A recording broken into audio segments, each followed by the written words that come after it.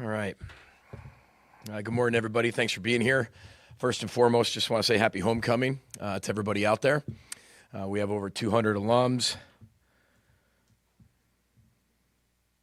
201. Rodney Smith is in, so that's good. Brosmer said he's coming, but he's actually in our facility right now, so I don't know if that surprises anybody. But really excited. It's homecoming week. Not only that, again, the 200-plus alum that are coming back, which is fantastic. The first year we started doing that, we had 40. Now we have over 200 that are RSVPing, which is really cool. Also celebrating the 1960 national championship team, and really excited to have Bobby Bell, highlighting Bobby Bell as well from part of that team. So lots to be excited about. Last week, obviously disappointed in the outcome and the result, but when I went back and watched the film, it's exactly what I thought it was, and we got beat. There's so much good in that film. It gets covered up by the score, but there's a lot of good to pull from that game. And you know me, I get paid to tell the truth to our football team, and that's exactly what I told them. I said, you have to swallow a pill that we got beat by a better football team who played really well that day. But we played really well in certain areas as well. We said we couldn't turn the ball over. We did not turn the ball over. So as good as they are defensively, we didn't give them the ball. And I think that was a credit to our offense, our preparation. We only had 2 penalties. And we're talking about playing a really, really good football team. We needed our technique and fundamentals to be on point to give us a chance to win that football game. And most of the time when your technique and fundamentals are flawed, you have a lot of penalties. We did not have that. So talking about, and they didn't either, nor did they turn the ball over. So if we were hoping Ohio State wasn't going to play well, that wasn't going to be the key to victory. They're the number one team in the country for a reason. They're going to play well, and they got really good players. And they played really well against us. I mean, we only gave up 1 sack. So as we continue to shuffle around the O-line, finding the right 5 in the right spot, still only gave up 1 sack to maybe the best front 7 that will play all year, respectively. But everybody that we're going to face is going to be pretty good. We said we had to have speed, simplicity, and boldness, and we were going to have to be bold. I mean, that 4th and 1, you're going to have to be bold. You're going to have to do certain things as a head coach to back up what you said throughout the week. Then we got to go out and execute it. So there's a lot of really good. It's kind of like Garrett brought this up to me, and I thought it was a great example. It's like a midterm exam. Andy, you remember your midterms, you get the result back, and, maybe it wasn't what you wanted in terms of the result. But you knew a lot of the questions and you knew a lot of the answers. Just maybe you didn't get them right. And the teacher had a tough grading scale. So you got to go back to it. You got the second half of the year to get that grade up. But when you measure yourself against the best team in the country and the players that we just played against, I liked a lot of things that were jumping out at the film.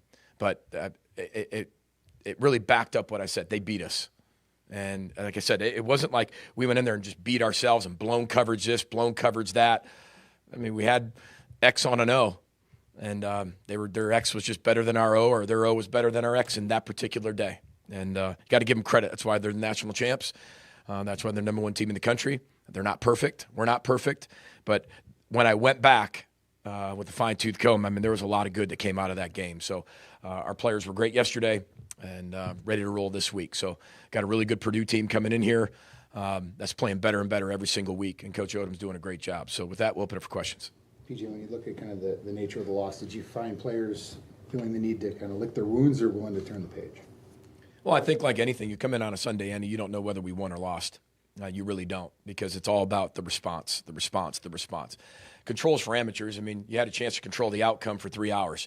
Once that's done, you can't live in the coulda, woulda, shouldas, right? You have to be able to turn the page. You have to be able to look at what we can do. How can we get better? That's what this whole program's all about. That's what Row the Boat's all about. Put your oar back in the water and go. There's nothing you can do about the past or that game anymore. You had your 3-hour opportunity, and now you have to turn the page, and now you have to find a way to get better. One thing I do love about our football team is when they come in on Sundays, they're ready to respond. They're tremendous in the film sessions. They do really good when we go out on the field. So I thought they responded the way you wanted them to respond. PJ, Which I think every coach says that after a loss. I mean, that is like the most redundant thing ever a coach is talking about. Yeah, I thought they responded really well. But I really think they do. I mean, I would tell you if we didn't. We had a really hard, I'd tell you if we had a really hard week or, it wasn't what we wanted. And you could see those things connected. But we had a great week of preparation. I thought the response was absolutely key. I think it's critical for a head coach to make sure that message gets across. And how you handle Sundays as a coaching staff and as a head coach, I think, is everything. That's part of the job. And what is your message going to be, and how do you want that mood to be? You get to control that piece. And there's times that's a really tough conversation. There's times that you're the one making sure they understand how good they are. So there's a balance to all of that. EJ, with Alumni Week or Alumni Weekend, maybe is a good time to ask you about where you're at with NIL and maybe encourage fans to get involved with that a little bit more support. Yeah, I mean, Dave, that's a great question. And Andy brought a little bit of that up just in a different way after the game at Ohio State. I mean, in season's not the time to talk about NIL, in my opinion. Like, it just isn't. Obviously, any support our fans want to give us, or our local businesses want to team up with our players, or Fortune 500 companies, and we have so many here, and our players take advantage of that. Obviously, we're always an open door policy. We'd love to have those conversations, especially with our players. So, but I think that is the ever-changing landscape of college athletics. Whether that's the salary cap, whether that's NIL, whether that's NIL Go. I mean, all these other things that are coming into play that I don't know if the normal fan and the average fan understands still. I really don't think that. But we're going to do everything we can to build the best roster always as possible here at the University of Minnesota, because it's the best chance to succeed at the highest level, and we'll continue to do that. But especially with homecoming people coming back, I think educating themselves of where college football is and where college athletics is, not just football, but the sports in general with the college athletics. A lot of great commercials out there that I think are helping promote the changes with the NCAA, NIL, portal. There's from the political piece of it. I've seen a lot of political commercials that have to do with Congress and have to do with all things like that. And then I've just seen educational ones of how all of college athletics are changing. So, again, great question, Dave. Just probably for a different day, but any support our former players or alumni as they come back and want to help with, we can make those connections for sure. What has to change on the offensive line to start to get more knockback in the run game? Oh yeah, I mean, it's a pretty big wall we were going against in that front seven this week, and we knew the challenge.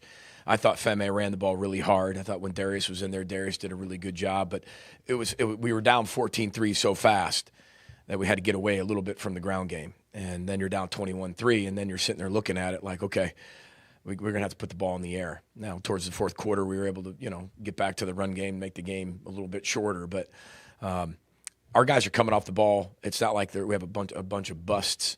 But we played some pretty good teams, and we've put ourselves in a negative or a non-advantageous way early off in a few games that kind of got us out of a little bit of the run game early. But I like what our guys are doing. I do. It's not like we have an issue with it. We just had to get away from it a little quicker than maybe we wanted to get away from in the Rutgers game, being down 14-0 as fast as that was, and then obviously playing the number one team in the country with maybe the best front seven in the country. So, but I do like what our guys are doing. I do like how Femme's running the football, like how Darius, when he got in there, did a good job. Cam ran really hard, but we only averaged 2.7 yards a carry. But it wasn't because of the effort. It wasn't because necessarily just the scheme. They're pretty good at defending the run right now. So, but we have to continue to give our players what they can handle, what they can do, and scheme them up for success. And then we've got to be able to break some tackles too. PG, you talked about having the right five. Yeah. I felt like that shifted during the game. Were you referring to the ones that finished the game? Yeah, I mean, we're going to we take the data, right? We feel like we have 8 guys that can really play, but maybe the fourth or fifth or the fifth guy hasn't separated himself from the 6th and 7th and 8th guy. So as you're going through it, you're watching practice, you're evaluating practice, and then maybe you have something that somebody's gets banged up, so it takes that person out of that. You got to do it. You got to change it a little bit more. We knew the type of personnel these guys have. We have tackle bodies. A lot of guys can play tackle, but we like that tackle body that can play guard as well. But we thought this matchup was going to have to force us to really be stout on the edges. It doesn't mean that's going to have to be as we keep going forward. But we're going to find the best 5, look at the best 5, put the best 5 on the field. And if we have to rotate, we'll rotate. It's a semi-good problem to have because we do have some guys that can play. We're deep. We just need more consistency from a few guys, and it's our job to get them there as coaches. What did you feel about your special teams play? I thought it was good in a lot of areas. I thought also we were a little inconsistent in some areas. I think the fake that they had, the kind of throwback, was a really good play, really well designed play. I thought Mason Carrier made a heck of a play on that. He's running 21.6 miles an hour at 235 pounds across the field to make that play, which was a huge how play for him and us. We've got to be just more consistent as we continue to go. We can't be just 1 or 2 every single week in the field goal game. They're going to have to put points on the board. I thought our protection was really well on the field goal piece. I think we're getting good penetration on field goal block. I mean, you watch the last you love this type of stuff, Dave. I mean, you watch the last play of field goal, it looks like the first quarter. That's how I can tell how hard a team's always playing. You watch field goal block and watch it at the end of a game, especially in a blowout. I think that says a lot about the culture and the character of the individuals you have on the football team. And our guys are doing it like it's the last field goal of the game to block it to win it, or it's in the first quarter of the game, the first touchdown scored. It's pretty. That's what I said. There's so much good that gets covered up by the score, and maybe the opponent we played. But like I said, it's up to us to be able to find all those things. The return game, we didn't have enough opportunities, I think, in the return game. We fair caught it in the kickoff return because you don't want to start against Ohio State in the 15-yard line or in, or 20-yard line and in. Statistics are so against you. That was strictly the reason why we fair caught all those. You get 1 first down. Tom's good enough to flip the field, which we did. We gave him some long fields, and I thought that was directly tied to fair catching the kickoff returns. And, it all kind of talked about that 14-3 mark and being bold. And, that's my call going for it on that 4th down. But again, I don't think that would have just changed the complete outcome. I think it would have made maybe it a little closer if we get it. You can possess the clock. We were going to have to win the turnover margin. I don't think not turnover margin, but the time of possession margin. We didn't win that, but we had the ball 7 minutes on the opening drive, and it was going to have to take a lot of those for us to win the game. And that 4th and 1 calls, I won't say it's a hard call. That was a pretty easy call for me. I mean, that wasn't, especially what I talked about with our football team all week, that we're going to be bold, we're going to go for it. And there was one before that I think there was 4th and 3, but that was still too early. The margin wasn't big enough for me to do that, but the 4th and 1 was an easy call, and we ended up not getting it. With Femme, it's been impressive to see his development and the authority with which he's running. What is his potential, PJ, as he gets more and more experience? I think the sky's the limit for Femme. The one thing Femme was missing was playing time.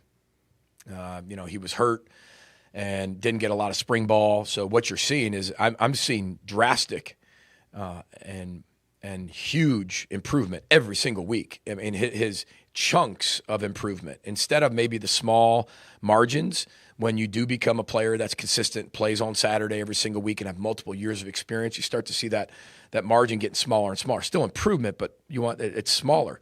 He's biting off chunks at a time, which is really, really good. Really good contact balance. He's picking his knees up way better, breaking more tackles. I think he's seen the run game and seen the runs for what they are, and the schematic piece of that. And I think he has a better understanding of that. So that's all coming together. Is he a finished product? No, but I think he's getting better and better every time he touches the football. Missed tackles are a big part of the 78% view. And we lost that battle. Over the last 3 games, you guys have missed 45. Yeah, according to Pro Football Focus. What's the change that needs to happen there? Yeah, we got to tackle better. How do you do that? Yeah, you got to get better at the fundamentals and details of tackling. And we work on it every day, and it sounds like coach speak, right? But you work on it every day, and the only choice you have is to get better at whatever you're not better at. That's a choice, and we know what we have to get better at. We work on it every single day. I'm not doing a good enough job at obviously getting that across, but it's not like our guys aren't willing to do it. We played some guys that can break some tackles at a really high level, and that's what they get paid to do. And they're doing a really good job of it. But we've got to swarm tackle a little bit better, use the tackling circuit way better. And the only way you do that is that's instincts. And the only way it becomes instinct is you got to train that behavior. Then it's got to become a habit. And that habit becomes an instinct. And the instinct is for the games. The habits still don't get it done because sometimes when you get tired, you go back to your bad habit. So you've got to make it a good instinct. And that's a process. And our guys are working their tail ends off at it. And that'll come. But, we've also had our fair share of broken tackles too, which we work on every single day as well. So, but we did lose the tackling battle. But again, I think part of it's credit to them. I'm not going to take away the credit for Ohio State, nor am I going to use them as an excuse. But they are a really good football team. And, there are some tackles we normally make that we didn't make. And you got to give them credit too. Part of it's our technique fundamentals, but I'm not going to sit here and just, say that they weren't really good. I'm not going to insult their intelligence or their ability by saying that. Given the management you had of Darius, setting up for a bigger workload for him this weekend? Yeah, I think so. Yeah, I definitely can confidently say that. I don't get to control that, Andy, though. I would assume that, and I would confidently say that should be the case. And I think our medical team would agree on that. But, managing that load and managing that number during a game is, like I told you, after the game, that was, depending on how the game went, is how the load was managed. And, I thought our medical staff did a really good job of that. And I think Darius feels really good. So I'm glad he got that game experience, whether it was load management or not. I mean, he got that piece and felt really good afterwards. So that's a positive sign. What's your early impression of this Purdue team? Yeah, I mean, everything runs through Brown, the quarterback on offense. And that's a compliment. That's not saying they all can't beat you, because they have 4 receivers that can really go, really run, really catch. Good tight ends. I think Coach Odom's done a really good job in 1 year with the additions of what they were able to bring in. Offensive line's consistent in blocking for 45 and the other backs. We've seen him for a long time in the run game. He'll jump over you. He'll run you over. He's slippery in terms of not being able to bring him to the ground. He's played a lot of football. I mean, he's run for over 3,500 yards. That's hard to do in the Big Ten. But everything runs through the quarterback. He is a creator. I mean, he's caught a touchdown. He's ran for a touchdown. He's thrown a touchdown. He's slippery in the pocket. They spread you out all over the place, make you cover sideline to sideline, goal line to goal line. That's pretty difficult. And then he can run and create, and they can score points quickly, and they've proven that. They're a very explosive team. Offensive coordinator comes from USC, so they know how to score points and score points quickly. But I got a lot of respect for the quarterback and what he does. He's really tough, takes a lot of shots, pops up. You can tell that he is the heartbeat of that team and the leader of that team. Defensively, front seven, a lot of new faces on the front seven. Done a good job of creating a lot of different stunts and blitzes and movement. But they've really done a good job in the portal of adding a lot of players and developing the guys who have stayed.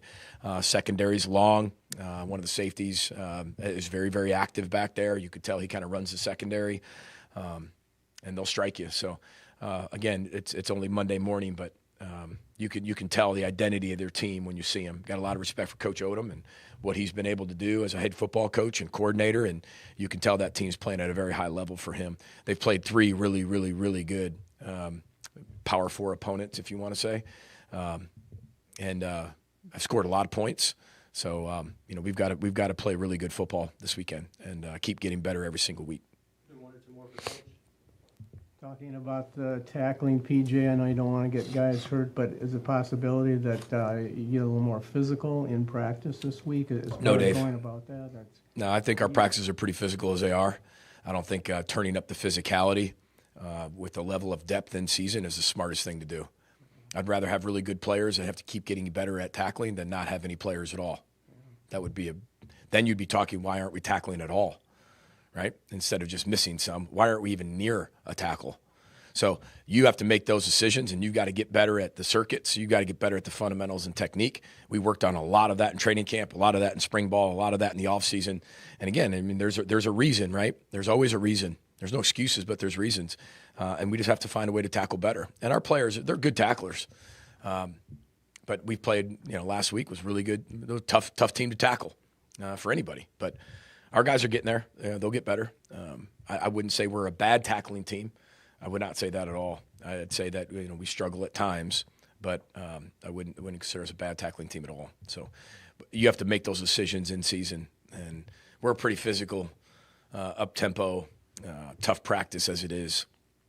And I think we stay consistent in that. Final one for Coach, or is everyone else set? All right, thank you, guys. Thanks, everybody. Row the boat, Sky Mile, go Gophers. Thank you.